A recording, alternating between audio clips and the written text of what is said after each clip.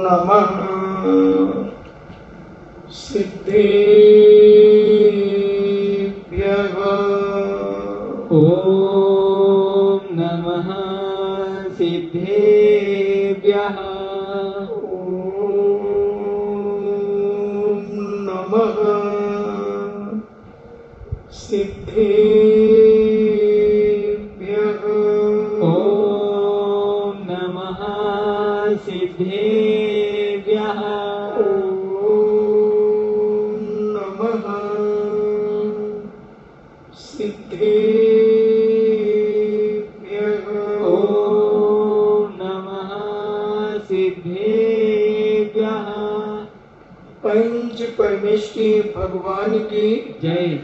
अहिंसामयी वीतराग विश्व धर्म की जय। देवादिदेव 1008 श्री आदिनाथ भगवान की जय। देवादिदेव 1008 चिंतामणि गौर उपसर्ग विजेता श्री पार्श्वनाथ भगवान की जय। देवादिदेव 1008 शासन नायक बाल ब्रह्मचारी भगवान महावीर स्वामी की जय। परम पूजनी आचार्य श्रोमणि गुरुवर श्री कुंद कुंद महामुनि राज की जय।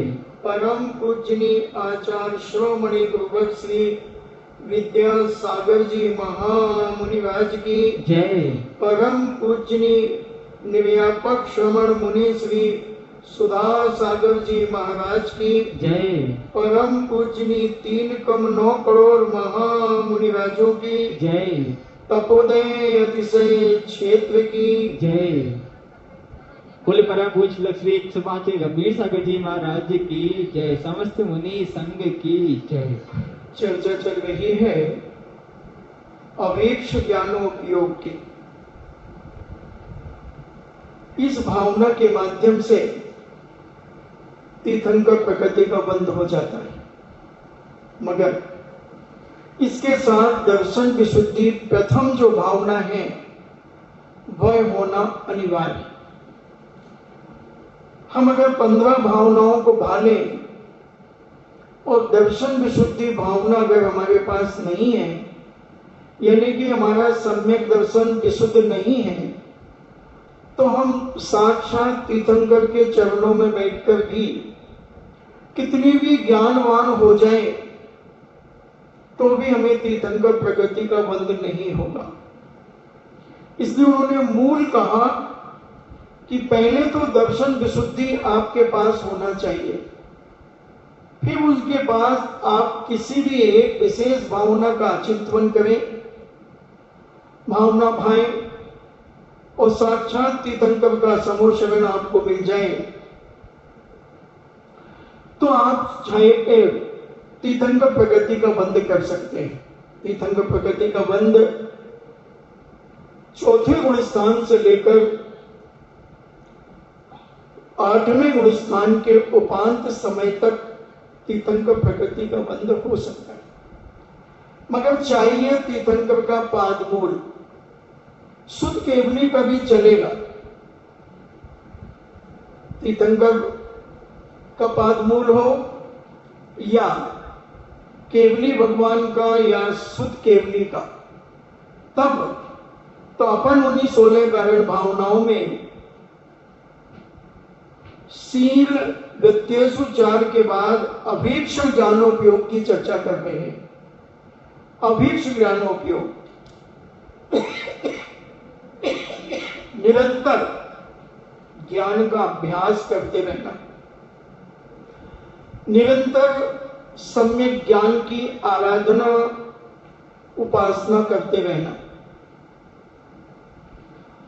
हमेशा ज्ञान में अपना समय बिताना, ऐसा पूज्य जैनाचार्य कहते हैं। और इस सम्यक ज्ञान के माध्यम से बहुत बड़ी प्रभावना होती है। कल हमने विगत पहलुओं के द्वारा आपको समझाने का प्रयास किया था कि अवेक्षण ज्ञान योग ज्ञानोपयोग कैसे कैसे हमारे मुनिराज, कैसे कैसे साधक कैसे कैसे ज्ञानवान लोगों ने इस धर्म की प्रभावना की।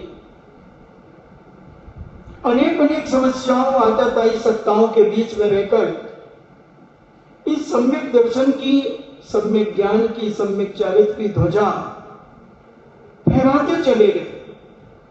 न उन्होंने अपने जीवन की चिंता की, न उन्होंने अपने भोजन की चिंता की। बस एक ही लक्ष्य था कि हमारी जिनवाणी कैसे सुरक्षित हो।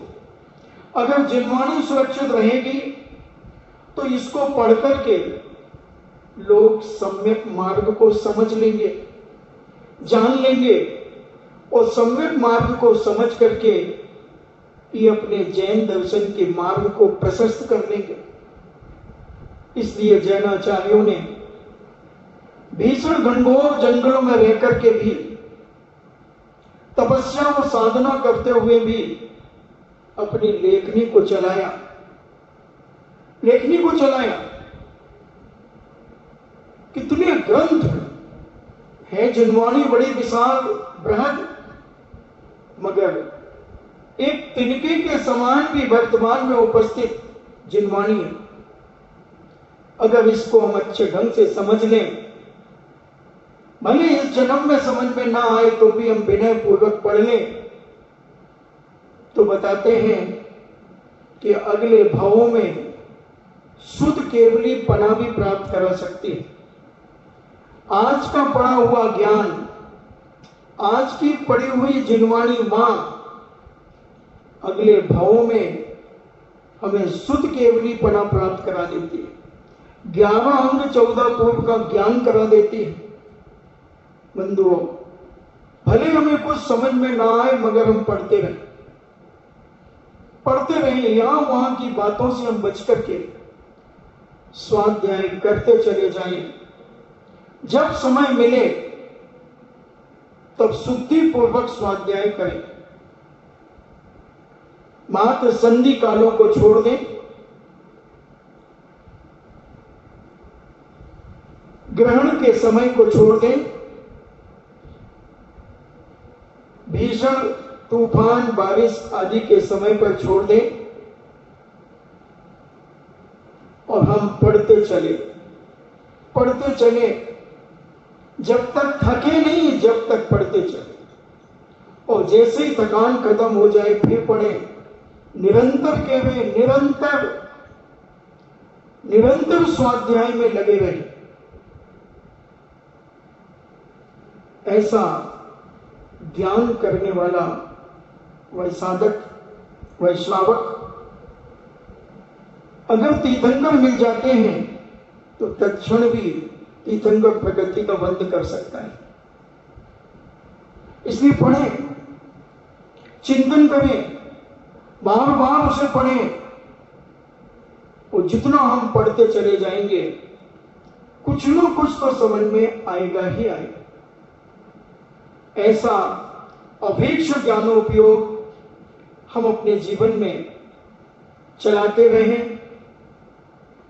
काश अगर ये अभीक्ष ज्ञानोपयोग हमारे जैनाचार्य नहीं करते। कुंद स्वामी 11 साल की उम्र में मुनि बनकर कितना ज्ञान का प्रचार प्रसार किया, बड़े बड़े ग्रंथ लिख डाले। अध्यात्म ग्रंथों की जब हम चर्चा करते हैं द्रव्यान योग को लेकर, तो पूज्य समनभद्र स्वामी का साहित्य हमारे सामने उपस्थित हो जाता है। अगर कुंद स्वामी का साहित्य नहीं होता तो आज अध्यात्म की चर्चा ही खत्म हो जाती,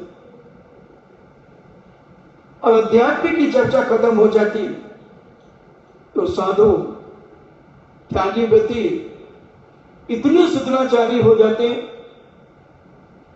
क्योंकि वो भेद विज्ञान को नहीं समझते, शरीर और आत्मा के स्वरूप को नहीं समझते, और मात्र क्रियाकांडों में अपने जीवन को बिता देते। चरणान योग का साहित्य अगर नहीं होता तो आज साधु अक्रियावादी हो जाते, गृहस्थ अक्रियावादी हो जाते। 363 मतों में भी हम लिप्त हो जाते हैं। पूज्य आचार्यों ने अपने ज्ञान का सदुपयोग किया। कुंद कुंद स्वामी ने नियम से पूर्व जन्मों में ऐसे ज्ञान का क्षोभन किया होगा, ऐसा ज्ञान दान दिया होगा, और उस ज्ञान दान के प्रभाव से इतनी छोटी सी उम्र 11 साल की उम्र क्या होती है, उस उम्र में दिगंबर मुद्रा को धारण करके समय सार ग्रंथराज जो जैन दर्शन का हार्ड है उन्होंने लिखा। नियम सार, प्रवचन सार, पंचास्तिकाएं, अष्टपाहुड़, ऐसे 84 पाहुड़ पूज्यवर ने लिखे। बहुत सारे आचार्यों ने कुंद कुंद स्वामी के बाद अध्यात्म को छुआ, लिखा। कितना अध्ययन किया होगा। कहना बहुत सरल है मगर लिखना बहुत कठिन। कहते हैं 100 बता और 1 लिखा। व्यापार में ये नीति चलती है। 100 बातें 100 बार तुम किसी चीज को मुंह से बोल दो, वो उतनी प्रमाणिक नहीं है जितनी एक लिखी हुई बात प्रमाणिक है। 100 बता 1 लिखा। कितना लिखा, कितनी गाथाओं पर गाथाएं लिखी, हजारों की तादाद में गाथाएं लिखी, श्लोक लिखे। न्याय के आचार्यों ने अष्ट सहस्त्री जैसा कठिन ग्रंथ, जो आज पढ़ने में भी लोगों को साधु संत भी लोहे के चने चबाते हैं, उन आचार्यों ने लिखा। तत्वार्थ श्लोक वार्तिक ग्रंथ, प्रमेय कमल मार्तंड ग्रंथ, ऐसे न्याय के 84 ग्रंथ लिखे। प्रमेय, रत्नमाला, परीक्षा मुख, न्याय दीपिका, कितने ग्रंथ लिख डाले। कैसे दार्शनिक हमारे आचार्य हुए। उन्होंने इस दर्शन के माध्यम से अनेक दर्शनों को परास्त किया और जैन दर्शन की ध्वजा को फहराया। काश अगर ये ज्ञान नहीं होता और अभी जितने 50 साल पुराने पंडित हैं, उन पंडितों को उत्पन्न करने वाले गणेश प्रसाद वर्णी जी, जो जन्म से जैन नहीं थे, ब्राह्मण थे, असाकी, मंदिर के बाहर चबूतरे पर स्वाध्याय होता था और वो बेटा, गणेश नाम का बेटा वहां बैठा रहता था।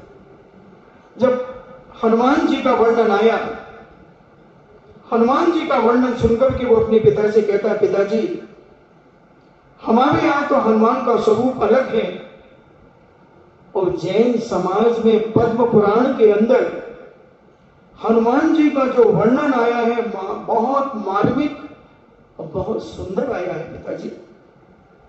पिता ने कहा, बेटा सत्य वही है, सत्य वही है। प्रतिदिन बेटा बैठता और उसकी रुचि देखकर एक चिरौंजा बाई विधवा मां थी, करीब करीब 125 साल पुरानी, 150 साल पुरानी घटना है। उस मां के पास उस समय 10-15 हजार रुपए थे। पति मरण को प्राप्त हो गए थे, कोई संतान नहीं थी। तो उन्होंने कहा, बेटा अगर तुम जैन दर्शन को पढ़ना चाहते हो, समझना चाहते हो, तो लो हम तुम्हें गोद लेते हैं, तुम अपने पिता से बात करो और तुम जितना पढ़ोगे हम तुम्हें पढ़ाएंगे, जितना पढ़ोगे हम पढ़ाएंगे।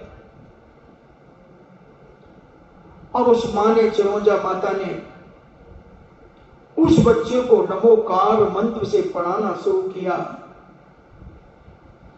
वो पढ़ाते पढ़ाते उसे न्यायाचार्य बना दिया, व्याकरणाचार्य बना दिया, दर्शनाचार्य बना दिया। और क्या उनके जीवन गाथा, कितनी मुसीबतों में उन्होंने ज्ञान प्राप्त किया। ज्ञान सुविधाओं में प्राप्त नहीं होता, ज्ञान मुसीबत में प्राप्त होता। जितने भी बड़े बड़े ज्ञानी बने, उन्होंने महान मुसीबत परेशानियों में ज्ञान को प्राप्त किया। लौकिक शिक्षा भी हमारे बुजुर्गों ने लालटेनों में बैठ करके अध्ययन किया, मिट्टी के तेल का लैंप जला करके किया। और बुजुर्गों से पूछो तो वो कहते हमने रोड की लाइट में अपने घर के सामने के सरकारी बल्ब में लटकते लटकते उस बल्ब के सामने पड़ा। उठ जाते थे 3 बजे रात को, पढ़ते रहते थे उस लाइट में, सरकारी लाइट में पढ़ते थे। ज्ञान का अर्जन करना है, कैसे भी मिले ज्ञान, कैसे भी मिले। जितने भी बड़े बड़े विद्वान हुए, चाहे वो लौकिक शिक्षा हो चाहे पारलौकिक शिक्षा हो, आपके भूतपूर्व राष्ट्रपति कौन थे, के.एल. नारायण, 16 किलोमीटर दूर से पैदल आते थे पढ़ने के लिए और 16 किलोमीटर पैदल जाते थे पढ़ने के लिए। उपेक्षित थे, पेड़ के नीचे बैठ करके पढ़ते थे। क्लास में डांट फट्टी पर नहीं मिलती थी, मगर एक पढ़ा, एक लगन लगी तो कुछ पाया। ऐसे ही जैन दर्शन को पाने के लिए, जैन दर्शन को पढ़ने के लिए, जो आज सारी दुनिया में जगत पूज्य हैं आचार्य विद्यासागर जी महाराज, ये भी पढ़ने की लगन से कर्नाटक से राजस्थान आए थे। क्योंकि कर्नाटक में कोई पूज्य साधु संत इतने ज्ञानवान नहीं थे, और विद्यासागर बहुत बड़े पिपासु थे, बहुत बड़े प्यासे थे ज्ञान को पाने के लिए। वे कर्नाटक में 2.5 दिन के भूखे प्यासे, कर्नाटक से बंबई, बंबई से राजस्थान, और राजस्थान से फिर अजमेर, और अजमेर से किशनगढ़, ऐसे भूखे प्यासे 2.5 दिन के ट्रेन में खड़े खड़े केवल एक ज्ञान की ललक। दीक्षा देने वाले तो वहां भी बहुत सारे साधु संत थे, दीक्षा ले लेते दीक्षा, मगर उनका दीक्षा लेने का उद्देश्य नहीं था, उनको ज्ञान पाने का लक्ष्य था कि कैसे भी मैं अपने जीवन में ज्ञान को प्राप्त करूं। क्योंकि वो जानते थे कि ज्ञान समान आन जगत में सुख को कारण। अगर कोई दुनिया में सुख का कारण है तो वो ज्ञान है। कहते भी हैं अंतस्थ धनम कंठस्थ विद्या अंतस्थ धनम। अंटी में अगर धन है और कंठ में विद्या है तो तुम विश्व के किसी भी कोने में चले जाओ, कभी तुम परास्त नहीं हो सकते, कभी तुम दुखी और परेशान नहीं हो सकते। इसलिए अपने जीवन में ज्ञान का महत्व भी बहुत जबरदस्त है। ज्ञान नहीं होगा, हमें कोई भी लूट सकता है, 5 रुपए की चीज 50 रुपए में दे सकता है, बेवकूफ बना सकता है, अनेक प्रकार की परेशानियां हम उत्पन्न कर सकते हैं। और वह विद्याधर उस ज्ञान के लिए, ज्ञान पाने के लिए कर्नाटक से राजस्थान में आ गए। पूज्य देशभूषण जी महाराज के पास पहले रहे,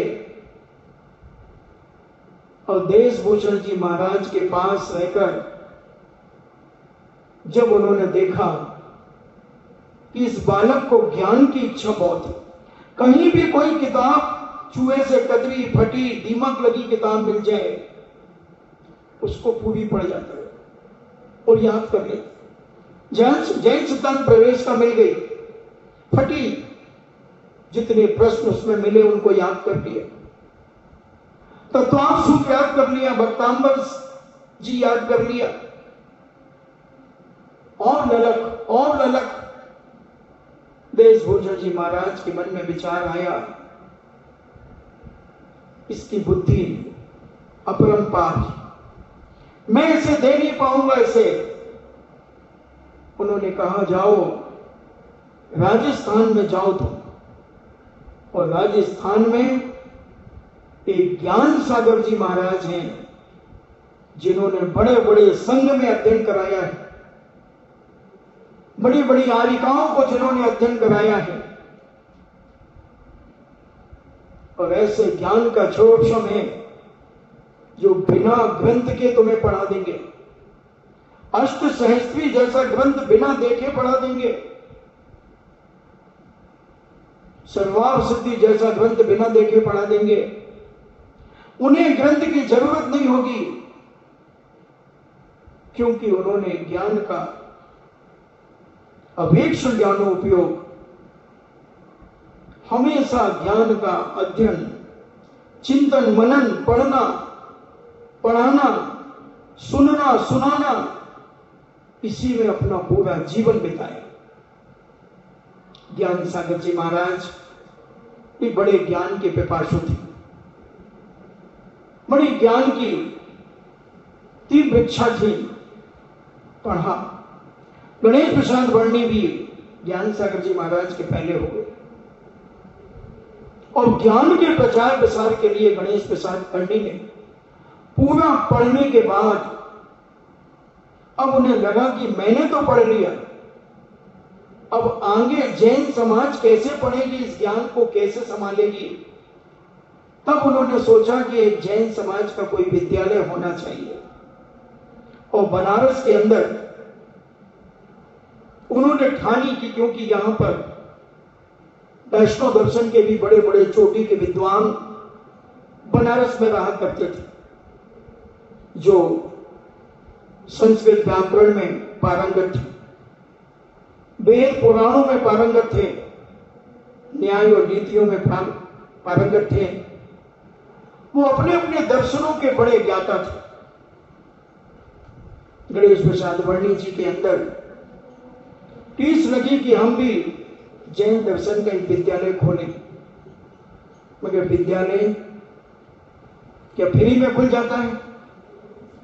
फिर भी उन्होंने हिम्मत नहीं हारी, अपनी बुद्धि के बल पर, अपने ज्ञान के बल पर उन्होंने 1 रुपए जैसे तैसे इकट्ठा किया। अब उस 1 रुपए के 63 पोस्ट कार्ड आते थे उस समय, 63 पोस्ट कार्ड, वो खरीदे और पत्र लिखा बड़े बड़े सेठों को, बड़े बड़े सेठ साहूकारों को, कि मेरी भावना है कि बनारस में एक विद्यालय खोलना चाहता हूं ज्ञान की प्राप्ति के लिए, और उस विद्यालय में जैन विद्यार्थी पढ़ेंगे।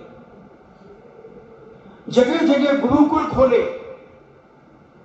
मड़िया जी में एक पेशनहारी की मड़िया के सामने बहुत लंबी चौड़ी जमीन 700 रुपए में खरीदवाई, इतनी लंबी थी कि जिसमें पूरा मेडिकल भी बन गया, सरकार ने कब्जा कर लिया उस जमीन पर। अभी भी गुरुकुल है, गुरुकुल के पास अभी भी बहुत जगह है। रैन बसेरा बन गया, सरकार ने बना लिया उस जमीन पर। बड़े बड़े रोड निकाल दिए उस जमीन पर। जब लोगों ने कहा कि वर्णी जी क्या करेंगे इस जमीन का, बोले बहुत काम आएगी भैया, 700 रुपया में मिल रही हैं, ले लो, नहीं तो भूल याद करोगे मुझे। एक जबलपुर में लाखा भवन, जहां हमारा चातुर्मास हुआ था, पूज्य मुनि श्री के प्रवचन होते थे, वो 1 लाख रुपए में खरीदा गया था, बहुत लंबा चौड़ा था, उसको लाखा भवन कहते थे। ऐसी बहुत सारी जगह उन्होंने खरीद करके, खुरई में अभी जहां मानस जी के ऊपर बिजली गिरी, वो भी एक गुरुकुल। ऐसे अनेक अनेक गुरुकुल, छात्रावास ज्ञान के लिए उन्होंने खुलवाए। ज्ञान का प्रचार प्रसार करना उनका उद्देश्य था। तो 1 रुपए के 63 या 64 पोस्ट कार्ड खरीदे, पत्र लिखे सेठों को, किसी सेठ ने 8 आना भेजे, सुन रहे हो ना, 8 आना, किसी ने 1 रुपया, किसी ने 2 रुपए, 5 रुपए जब जिस सेठ ने भेज दिए तो भंडी जी जे लंबी चिट्ठी उसके लिए सम्मान में लिखते थे। ऐसे भवन लाल पटवारी, इस क्षेत्र के लिए उन्होंने भी खूब पत्र लिखे और वो भी बड़े सम्मान में लोगों को पत्र लिखते थे। हमारे बुजुर्ग ने भी क्षेत्र की उन्नति के लिए बहुत सारा अपना जीवन कुर्बान किया। अपना पैसा तो लगाया हमारे सेठों ने, मगर लोगों से भी भावना भाई, क्योंकि जब प्रचार का लक्ष्य आ जाता है, संस्कृति और संस्कार को जब बचाने की बात आ जाती है, तो फिर सेठ लोग दूसरे सेठों से भी संपर्क करते हैं और अपनी संस्कृति को और अपने संस्कारों को और अपने क्षेत्रों को और अपने ज्ञान को, ज्ञान के क्षेत्रों को दिन दूना रात चौगुना उन्नति की ओर ले जाते हैं। तो गणेश प्रसाद वर्णी ने श्यामबाग महाविद्यालय बनारस के अंदर खोला, जमीन खरीदी, बिल्डिंग बनी और विद्वान रखे गए। अभी भी चल रहा है, मगर उतनी गति से नहीं, क्योंकि आज बहुत कम बच्चे संस्कृत पढ़ना चाहते हैं। मगर वो भले थोड़ा सा ढीला हुआ, मगर पूज्य मुनि श्री ने उसी ज्ञान की आराधना करने वालों के लिए जयपुर का जो विद्यालय था वो भी जीर्ण शीर्ण हो गया था। ऐसे कमरे हो गए थे कि वह बकरी भी बांधना मुश्किल था। बच्चे कैसे रहेंगे, कैसे पढ़ेंगे? तब 1996 के चातुर्मास में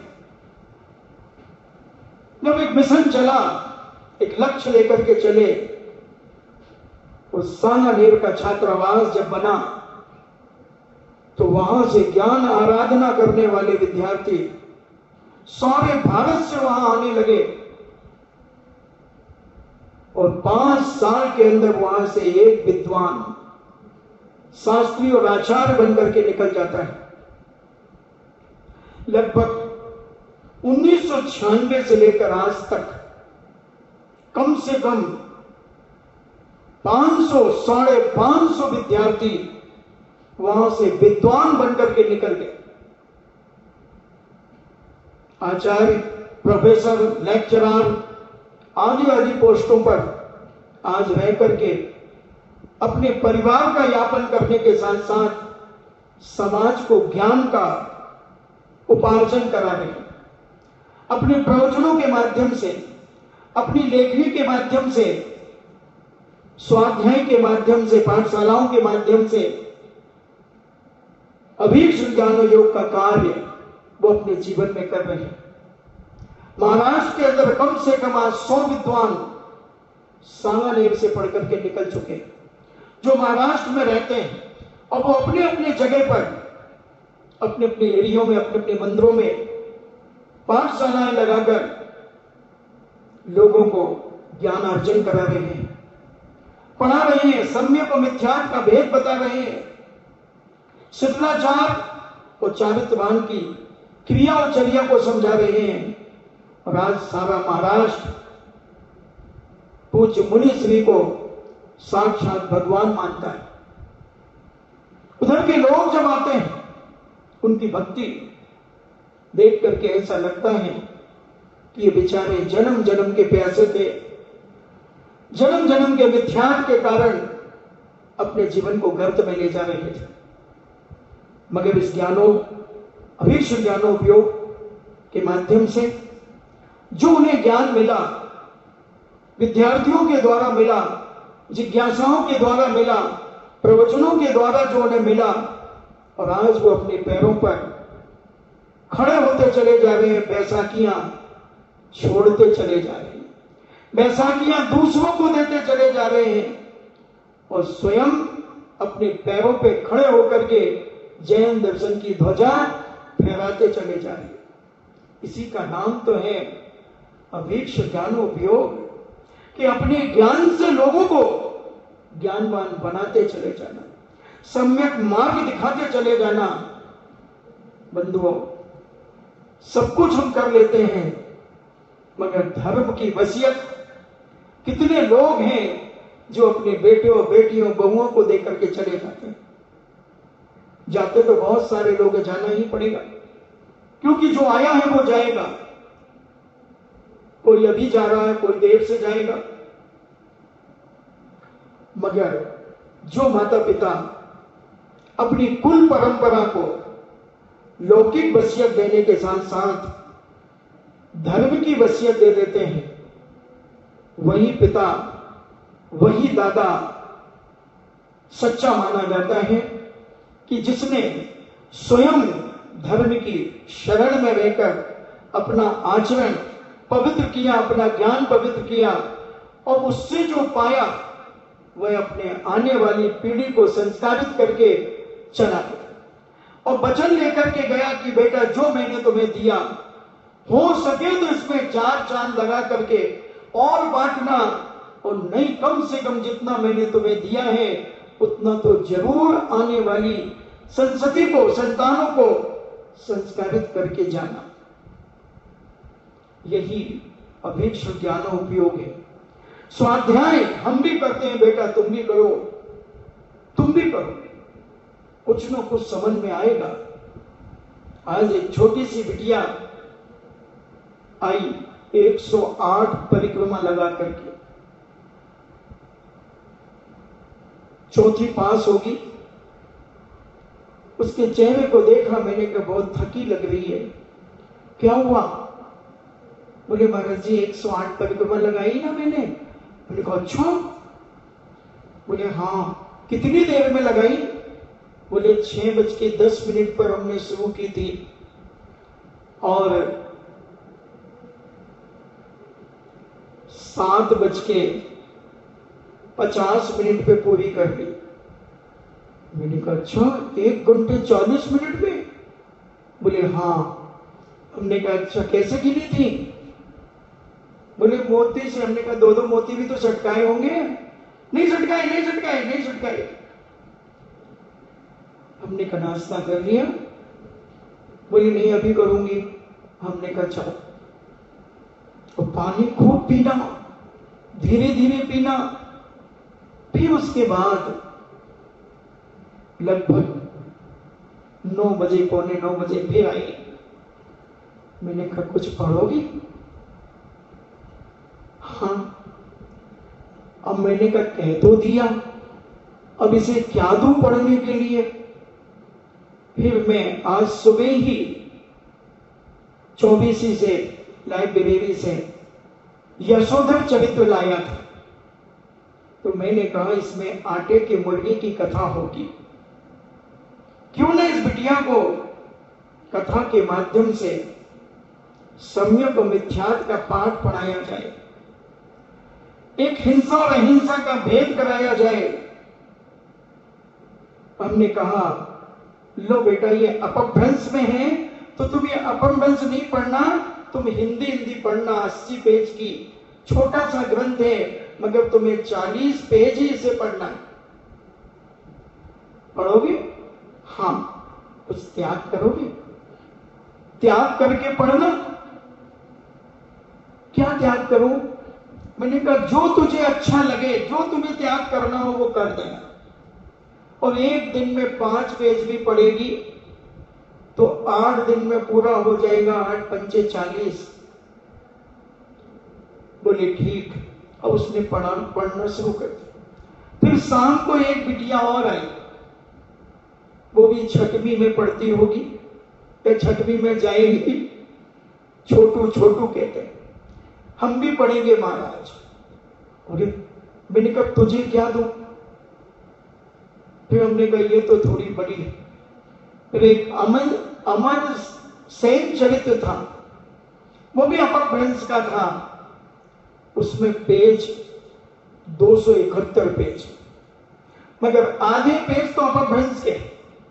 तो हमने उससे कहा कि 100-125 पेज तुझे पढ़ना पड़ेंगे, बस एक एक पे बोले राइट वाला राइट वाला। हमने कहा हाँ राइट वाला। उसने भी आज पढ़ना शुरू कर दिया। तो मुझे लगा कि बच्चों को रुचि पैदा कराना चाहिए। ज्ञान तो हर व्यक्ति करना चाहता है, मगर ज्ञान कराने वाले का अभाव। काश अगर परिवार में स्वाध्याय की परंपरा चल जाए, सामूहिक स्वाध्याय अगर शुरू हो जाए, 10 मिनट पढ़ो मगर एक ग्रंथ का पहले पन्ने से अंतिम पन्ने तक अगर प्रत्येक परिवार में यह चालू हो जाए, माता पिता बहू बेटियां बैठकर पढ़ें, तो ये ज्ञान दिन दूना रात चौगुना बढ़ता चला जाए। आज एक बिटिया से किसी मां ने पूछा कि तुम्हारा ग्रंथ पूरा हो गया? मैंने कहा हाँ हो गया इनका ग्रंथ। तो बोले पहले तो पढ़ते थे मगर अधूरा होकर छोड़ देते थे। पहली बार मैंने अपनी जिंदगी में ग्रंथ को पूरा किया और आज पुनः दूसरा फिर शुरू कर दिया, फिर शुरू कर दिया। तो ऐसा ज्ञान अगर हम अपने अंदर से प्राप्त करना शुरू कर दें, तो बंधुओं अभीक्ष ज्ञानोपयोग हम अपने जीवन में प्राप्त कर सकते हैं। प्रज्ञा श्रवण क्या होते हैं? एक प्रज्ञा श्रवण विधि है, 64 विधियों में आती है कि वो मुनिराज दीक्षा लेते ही कुछ नहीं पढ़ते, मगर उन्हें सारा ज्ञान हो जाता है, सारा ज्ञान हो जाता है, विधि प्राप्त हो जाती है। ऐसे प्रज्ञा श्रवण हो जाते हैं। तो जब हमने पढ़ा कि पूर्व जन्म में इन्होंने निरंतर अध्ययन किया, निरंतर अपने कार्यों से जब फ्री हुए, हाथ पैर धोए और कायोत्सर्ग किया, मंगलाचरण किया और पढ़ना शुरू कर दिया। गृहस्थी भी चलाई और अध्ययन भी किया। जितने बड़े बड़े सेठ हुए, चाहे हुकमचंद कासनीवाल हो, चाहे मूलचंद सोनी हो, टीकमचंद सोनी हो, नेमीचंद सोनी हो, भागचंद सोनी हो, नसीराबाद के सेठ सेठी हो, ब्यावर के सेठ हो, जितने भी बड़े बड़े सेठ हमने देखे सुने, उनके जीवन चरित्र को पढ़ा तो सब स्वाध्याय करते थे, सारे के सारे स्वाध्याय करते थे। एक भी सेठ बिना स्वाध्याय का नहीं रहता था और घंटों करते थे। विद्वानों के बीच बैठ करके करते थे, चर्चाएं होती थी। हुकमचंद कासनीवाल घंटों स्वाध्याय करते थे, भागचंद सोनी घंटों स्वाध्याय करते थे, उनके पिताजी टीकमचंद सोनी, नेमीचंद सोनी, मूलचंद सोनी। स्वाध्याय का एक कक्ष था उनके घर में, क्योंकि एक ललक, ज्ञान को प्राप्त करने की जिज्ञासा जब तक अंदर एक टीस नहीं लगती, तब तक ज्ञान के प्रति रुचि नहीं होती। पढ़ो, जितना पढ़ सको अपने जीवन में पढ़ो। गणेश प्रसाद वर्णी में एक जैन कुल में जन्म नहीं लेने के नाते होने के बावजूद भी उन्होंने जैन धर्म का जो प्रचार किया, अपार प्रचार किया। बंधुओं, क्या क्या नहीं किया उन्होंने, उनकी मेरी जीवन का था, उन्होंने खुद अपने हाथों से लिखी। वो प्रत्येक श्रावक को पढ़ना चाहिए। और मेरी जीवन गाथा पढ़ करके तुम्हें लगेगा कि ज्ञान का कितना महत्व है, ज्ञान की कितनी महिमा है, कितनी महिमा है। ज्ञान किस समय काम आ जाए कहा नहीं जा सकता। अगर हम ज्ञान न करें तो हम अनेक परेशानियों में अपने जीवन को बिता देंगे। और बचपन का किया हुआ ज्ञान हमारे बचपन को सुधार देता है। बचपन का किया हुआ ज्ञान हमारे बचपन को सुधारता है।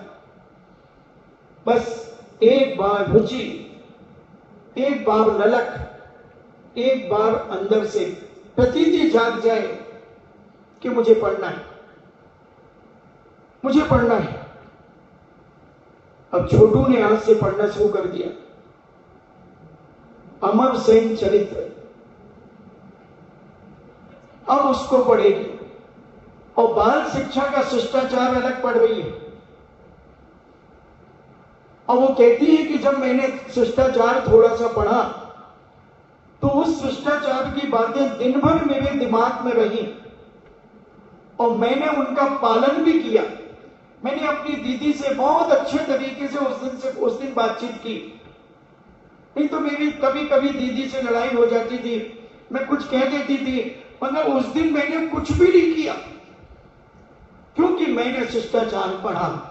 तो मुझे लगा कि बच्चे अगर अभी इस उम्र से पढ़ने लगेंगे, लौकिक शिक्षा तो पढ़ेंगे ही पढ़ेंगे, उसके लिए तो माता पिता डंडा लेकर के बैठे लौकिक शिक्षा के लिए, मगर पारलौकिक शिक्षा के लिए कोई माता पिता डंडा लेकर के नहीं बैठता, कोई डांटता नहीं। और लौकिक शिक्षा के लिए, क्योंकि हम तो देखते रहते हैं, माता पिता भी हमारे पास आते हैं तो उनके बच्चे भी आते हैं, माता पिताओं की आंखें देखते हैं बच्चे की तरफ। नहीं पढ़ा तूने? नहीं पढ़ा? पढ़ा भी नहीं, 1 घंटा पढ़ा। वो बच्चा ऐसे डरते हुए कहता मैंने 1 घंटा पढ़ा।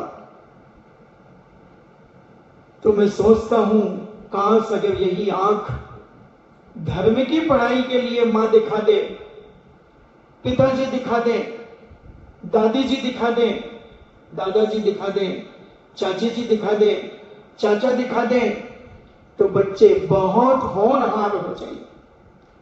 होनहार विज्ञान के होत चीखने पार, भूत के लक्षण पालने में दिखते हैं। और इस समय बच्चों की बुद्धि इतनी तेज है, इतनी तेज है कि उन्हें कोई पढ़ाने और समझाने वाला मिल जाए तो बच्चे बहुत कुछ सीख सकते हैं। छोटे छोटे नन्हे मुन्ने प्यारे बच्चों को श्री रत्नकृण्यक स्वावकाचार्य की 150 श्लोक याद हो गए संस्कृत के, बहुत बड़ी बात है। 10-10, 12-12 साल के बच्चे, 9-9, 11-11 साल के बच्चे, संस्कृत के 150 श्लोक उन्हें याद हो गए। लगन, अभीक्ष ज्ञान उपयोग, बहुत बड़ी उपलब्धि, बहुत बड़ी उपलब्धि। बच्चे पाठ करते हैं, प्रतिदिन पाठ करते हैं। ये धैर्य सागर जी महाराज साहब की मेहनत रंग लाई, रंग लाई। तो ऐसा ज्ञान हम अपने जीवन में प्राप्त करें और इस ज्ञान को दूसरों को सुनाने का प्रयास करें। अपनी कथा, उसमें जो तुम पढ़ते हो वो दूसरों को बताएं। जितना भी तुमने आज पढ़ा है वो किसी न किसी को सुनाओ। जितना टूटा फूटा सुनाते बने सुनाओ। अपनी मां को सुनाओ, पिताजी को सुनाओ, बहन को सुनाओ, भाई को सुनाओ, जिसको भी तुम्हें सुनाना हो कि आज मैंने ये पढ़ा। नहीं सुने तो प्लीज करके, प्लीज मम्मी 5 मिनट सुन लो ना मेरी बात, मैंने जो पढ़ा है उसको सुन लो। मम्मी कहे नहीं रुक जा, अभी मैं उसको संभाल रही हूं। कोई बात नहीं, आप संभालते भी रहना, मगर मुझे भी संभालो ना मां, मैं भी तो आपकी हूं मां। और जब बिटिया इतने प्यार से जब कहेगी तो मां को गुदगुदी आए बिना नहीं रहेगी और मां उसके सिर पर हाथ फेरते हुए कहेगी हाँ बेटा तू भी सुना, तू भी सुना। बच्चों का हौसला बुलंद होगा और बच्चों को लगेगा कि कल भी सुनाऊंगा मैं अपनी मां को। और मां रुचिपूर्वक सुने, रुचिपूर्वक सुने, और कहां गलती करता है बच्चा वो गलती पर सुधार करे, सुधार करे। तो ऐसा हम अपने जीवन में इस अभीक्ष ज्ञानोपयोग को संभालें और अपने जीवन में इसको बढ़ाने का प्रयास करें। अगर स्वाध्याय की परंपरा, मैं तो कहता हूं जिस समाज में शास्त्र की गति नहीं होती वो रद्दी समाज मानी जाती है। बिल्कुल गद्दी मानी जाती है जहां पर स्वाध्याय की गद्दी नहीं होती। आज एकांत पक्षी कैसे बढ़ गए, कैसे बढ़ गए ये पक्षी? इनका उद्देश्य मैंने देखा है, इनके साहित्य को मैंने देखा, मैंने हटाया। कुछ नहीं करते ये, किसी भी मंदिर में जाकर अपना ये ग्रंथ खोल करके बैठ जाते हैं शुरू में, और जैसे ही मंदिर में कोई आया तो जोर जोर से पढ़ना शुरू करते हैं। अभी धीरे धीरे पढ़ रहे थे, और जैसे उन्हें आहट मिली कि कोई मंदिर में प्रवेश कर रहा है, वो जोर से पढ़ना शुरू करेंगे। और आज 80% हमारी बुजुर्ग माताएं सुनना चाहती हैं कि कोई भी हमें कुछ सुनाए, क्योंकि हमें उतना पढ़ना नहीं आता, उतना समझ में नहीं आता, तो तुम हमें सुनाओ। अभी हमने आमा में देखा, रतनलाल की मां बोरखंडिया, रतनलाल बोरखंडिया की मां कम से कम 90 साल की होगी, और मंदिर में सुबह में 7 बजे ठंड में भी, जैसे हमारी पटवारी बाई भाभी ठंड में 6:30 पौने 7 आ ही जाती थी, और वो जेब भरा डिब्बा द्रव का, और लकड़ी तो गेट के बाहर छोड़ के आना और धीरे धीरे कमरे में आना। अब मैं कहूं भाई ठंड नहीं लगी? कहीं महाराज लागे तो शरीर में न मारो तो लागे, मगर ठाकुर दर्शन कटे मिले। मैं मनोज जी के साथ आ जाऊं, मनोज जी आवे तो थोड़ा देर से आ जाए, तो फिर न मिलो, तुम प्रवचन में चले जाओ, तुम जंगल चले जाओ। और हाथ कांप रहा है, शाल लुढ़क रहा है, 2 डिजाइन का शॉल था टोकरी का, तो कभी इस तरफ का पहन के आती तो कभी इस तरफ का, बात ओढ़ लेती कैसे भी। तो मेरे को कही भाई आज दूसरे ओढ़ो की? कटे ओढ़ो महाराज, कटे ओढ़ो, ये देखो ना यही तो है, काल तो यही ओढ़ो थे। अच्छा याद कर ली, हाँ। और फिर एक दिन अच्छी साड़ी पहनी थी, मैंने भाई आज तो चमक रही हो तुम। कहीं महाराज एक ही पोतो बच्चों की और शादी हो जाए बस, तो मैंने कहा और नहीं मारो एक पोतो, फिर तो पोतों के पोते तो हैं, मगर वो पोतो वो बब्बू है ना, बब्बू वो क्यों हो जाए शादी, तो उसी में पहनी।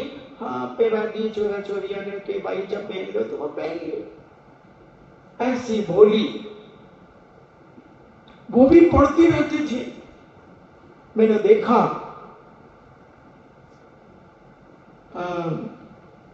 गणधर परमेष्ठी के मंदिर में स्टूल पे बैठकर धूप आती थी कांच में से, तो वहां बैठ करके पढ़ती रहती थी बिना चश्मा के।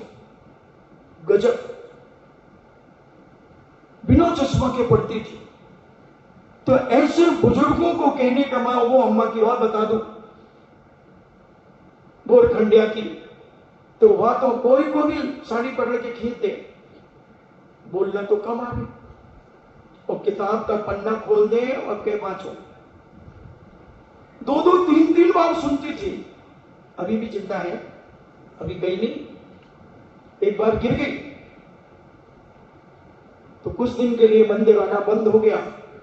फिर भी जिद करे कि मुझे मंदिर ले जाओ, और पाठ उनका एक बड़ा बेटा वो सुनाए, कभी रतनलाल सुनाए, कभी किसी भी बेटे बेटियों को बहुओं को पकड़ के पाठ सुनती थी, माला फेरती रहती थी। तो लगन बुजुर्गों में होती। अभी हम केकड़ी में थे तो एक मुसलमान महिला, मैं जब जंगल जाता तब से बैठ जाती दुकान की पट्टी के बाहर और माला सरकाती रहती। लौट के आता 4-5 किलोमीटर लौट के आता तो भी सरकारी। कई दिन के बाद मैंने कहा यार कि अम्मा सुबह से बैठ जाती है। बोले महाराज दिन भर बैठती रहती है, दिन भर चलती रहती, थैली एक थैली में माला डली रहती है, उंगलियों पर चलती रहती। तो बुजुर्गों में लगन होती है। उनको कोई बताने वाला, सुनाने वाला नहीं मिलता। तो जो मैं एकांत पक्षी की बात कर रहा था, वो कैसे अपने स्वाध्याय का प्रचार प्रसार करता है। एक व्यक्ति बैठ जाएगा और पढ़ना शुरू करेगा, स्वयं पढ़ेगा, और जैसे ही मंदिर में आहट पाएगा तो जोर जोर से पढ़ने लगेगा और उस व्यक्ति की तरफ देखेगा, उस महिला की तरफ देखेगा, और महिला ने नजर उस पर डाली तो वो मुस्कुराएगा, मुस्कुराएगा, यूं करेगा। थोड़े परिचित भी निकल जाते तो मुस्कुरा देता है। अब 2-3 बार जब कोई मुस्कुराएगा तो चौथी बार तुम पास में तो चली जाओगे, कहीं पढ़ रहे हो, आओ बैठ जाओ, मैं मोक्षपान प्रकाशक पढ़ रहे हो, मैं समय सारे पढ़ रहे हो, बैठ जाओ, 10 मिनट बैठो, फिर चली जाना। और बस जोर जोर से पढ़ना शुरू कर दे, और उसके मन की बात समझ करके वो बात कहना शुरू कर देगा, इसकी विचारधारा क्या है। और 8-10 दिन में उसे इतना प्रभावित और आकर्षित कर लेगा कि वो दूसरे दिन के 15 दिन बाद वो खुद आना शुरू हो जाएगी। 1 से 2, 2 से 11, 12 ऐसे बनाते चले जाते, और फिर धीरे धीरे अपनी घुटी पिलाते हैं,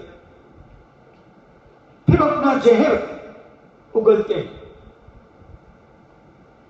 तो ऐसा अगर हम अपना समीचीन ज्ञान, अपना स्वाध्याय अगर हम अपने साधर्मियों के लिए बताना शुरू करें, देना शुरू करें, अच्छा विद्वान समाज में जो गद्दी संभाले, और पढ़ने वाला भी ऐसा पढ़े कि अगर जिस दिन विद्वान ना आए उस दिन उस गद्दी को वो संभाल ले, जितना उसने पहले पढ़ा है उसका रिवीजन करा दे, उसको दोहरा दे, वो ही पढ़ाई है।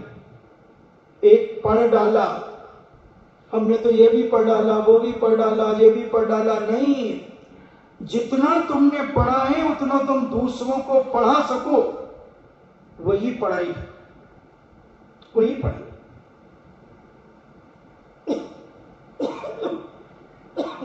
तो ऐसा हम कब होगा? जब हम दूसरों को अपना पढ़ा सुनाएंगे। सुनाना पड़ेगा, दूसरों को जब बार बार सुनाएंगे तो वो हमें कंठस्थ होगा, याद होगा, और याद होगा जब हम गद्दी पे बैठेंगे तो गद्दी का एक प्रभाव होता है। विनय पूर्वक गद्दी पे बैठकर मंगलाचरण करने के बाद अपने आप जिनवाणी स्फुटित होती है, अपने आप होती है। 11 महीने तक बोलना, 11 महीने तक बोलना कोई मामूली बात है? और अभी क्या पता कब तक बोलना?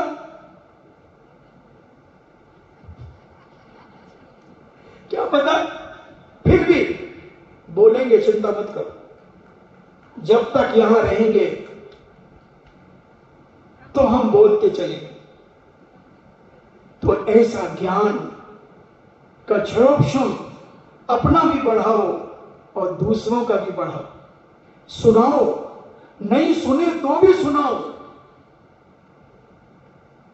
जल्दी सुना दो, विस्तार ना सुनाओ कि ना आज हमने ये पढ़ा, हमने देखा बहुत सारी माताएं मंदिर छूटने के बाद कहती कल तो नहीं है, नहीं मैं कल काम आ गया, कल कहीं बचो, तो रुक जाओ, और वहीं वो स्वार में 1 घंटे की बात 15 मिनट में उसे सुना देती थी। तो ऐसा ज्ञान का प्रचार प्रसार होना चाहिए, और ऐसा अभीक्ष ज्ञान उपयोग। चौथी भावना हम अपने जीवन में भाएं कि हे भगवान, मुझे ऐसा ज्ञान प्राप्त हो, ऐसा सम्यक ज्ञान प्राप्त हो, जैसे भी जिज्ञासा आई थी कि मैं यदवा तत्वा जगह, यहां वहां जहां तहां, मत पूछो कहां कहां,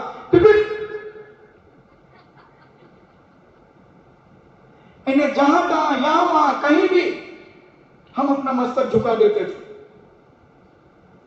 और हमने अब ये सब छोड़ दिया। पूज्य मुनि श्री आपके प्रवचन सुनकर के, आपकी जिज्ञासा सुनकर के, अब मेरी बेटी बीमार हो गई है, तो लोग कह रहे हैं कि तूने यहां वहां जहां तहां, मत पूछो कहां कहां जाना छोड़ दिया, इसलिए वो बेटी बीमार हो गई।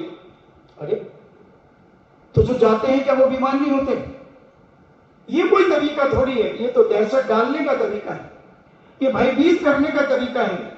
बंधु, बीमार तो आदमी अपने असाता वेदनी कर्म के उदय से होता है, अपने पाप कर्म के उदय से परेशान होता है, ना कि यहां वहां जाने से या उसे छोड़ने से। समीचीन मार्ग मिलने के बाद, सम्यक ज्ञान मिलने के बाद, कौन व्यक्ति है जो मिथ्या मार्ग पर चलेगा, जो मिथ्या ज्ञान को अपने जीवन में बढ़ोतरी देगा? अरे भाई, एक आदमी, पूज्य आचार्य श्री ने एक बार एक कथा सुनाई थी, कर्क वेग से काम। एक राजा जंगल में भटक गया और इतना प्यासा हो गया, इतना प्यासा हो गया कि वह पानी पीने के लिए तड़प गया।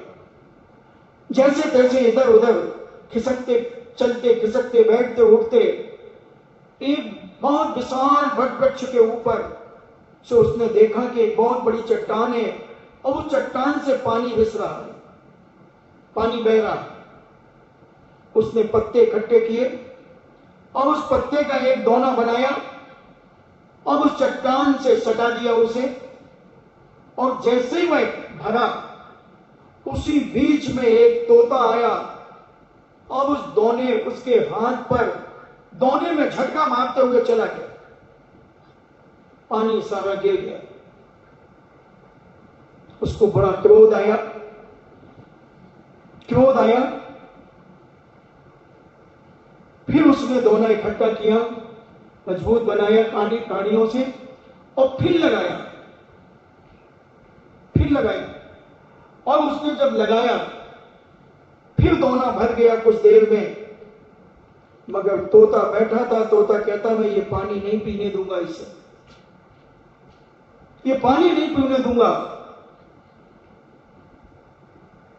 पानी नहीं पीने दूंगा। और जैसे ही राजा ने वह भरा और मुंह तक लाया, उसने फिर धक्का मार दिया, फिर पानी गिर गया। इतने में एक राहगीर निकलता है और कहता क्या कर रहे हो राजा साहब? वो पानी नहीं है, वहां पहाड़ी पर एक महान भयंकर अजगर बैठा हुआ है और उस अजगर के मुंह से लार टपक रही है इस पहाड़ से, तुम उसे पानी समझ रहे थे। और उस समय राजा ने सोच लिया था कि अब की बार अगर तोता आया तो मैं उसे हंटर मार करके मार दूंगा। मगर कर्क वेग से काम, ये सिखा दिया एक तोते ने। तो जब हमारे पास ज्ञान होता है तो हम उस ज्ञान के माध्यम से अपना ऊपर का जीवन हम बचा लेते हैं बंधुओं। तो ऐसा समीचीन ज्ञान अपने जीवन में हम प्राप्त करें और अपने ज्ञान के माध्यम से ना समझ लोगों को समझदार बनाएं, ज्ञानवान बनाएं और उनके जीवन को पवित्र बनाकर उनके जीवन का शुद्धिकरण करें। तभी हमारी मनुष्य पर्याय सार्थक होगी, तभी हमारा जैन कुल सार्थक होगा, तभी साधु संतों की समागम हमारे जीवन में सार्थक होंगे। इसलिए पढ़ो, पढ़ो, लौकिक शिक्षा के साथ साथ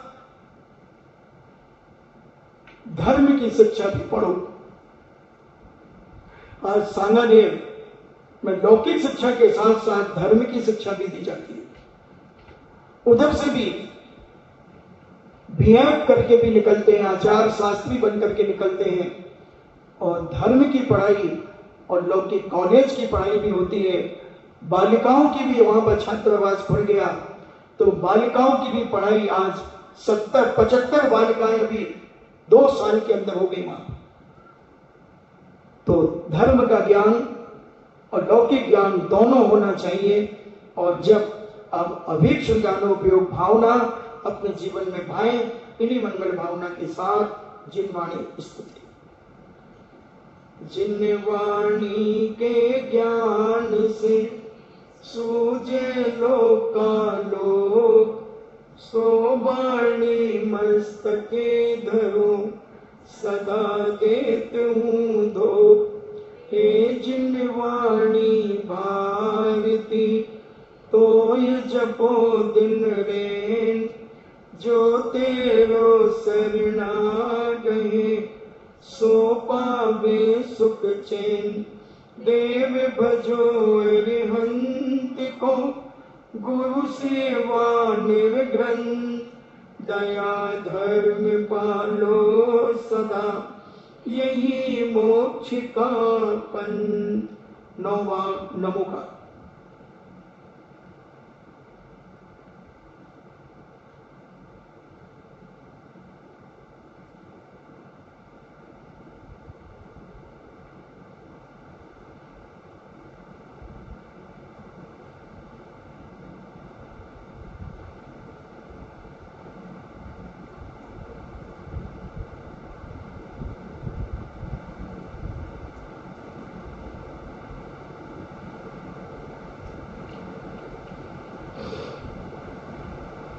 परम पूजनीय द्वादशांग जिनवाणी माता की। जिनवाणी सुत देवता सुत देवता सुत देवता जैनम जेतु शासनम जैनम जेतु शासनम जैनम जेतु शासनम।